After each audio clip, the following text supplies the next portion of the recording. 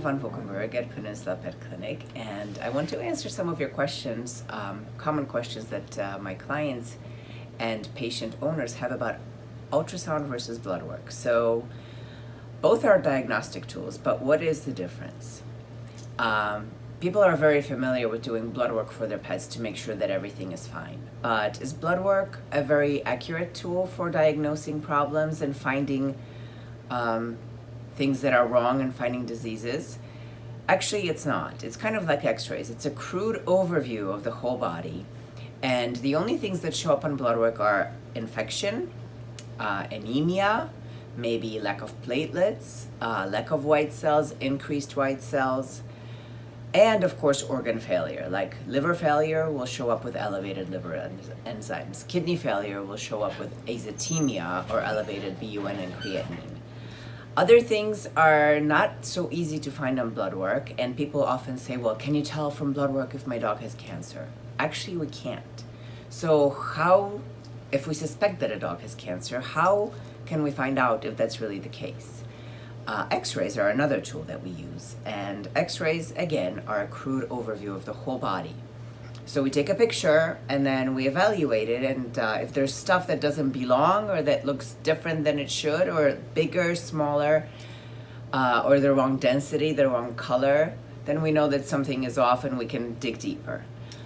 But in my experience, the best and most accurate way to find the problem and to actually look inside the patient is ultrasound, because we have a tiny little probe that gives you literally a window into the body.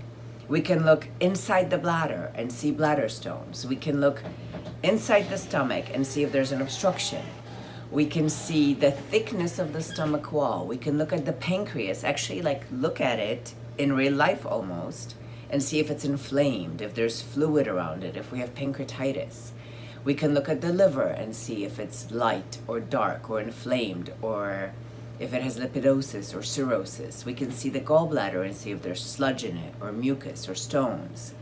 The whole GI tract, intestines, we can see if there's gas or thickened intestinal walls, and we can diagnose enteritis. By using ultrasound, we can make the most minuscule, we can find the most minuscule problems, and we can accurately diagnose them. And of course we use blood work to confirm, and of course we always look at the patient to see if it fits, if the picture we're seeing on the ultrasound, the little window into the body, fits with the actual patient and the history, and the blood work, x-rays, and the rest of the picture to see what's going on. But ultrasound has been a priceless tool in our practice, and I've made it a point to make ultrasound easily accessible. I don't know if you know, but when you go to a specialty place, an ultrasound with an internist can run $400, $500, $600. We make it super affordable for all our clients, and we do full abdominal ultrasounds as well as thoracic ultrasounds to look at the heart and the shape of the valves and the shape of the heart, the thickness of the walls, blood flow, speed of blood flow. We do all that for around $200, sometimes less than $100.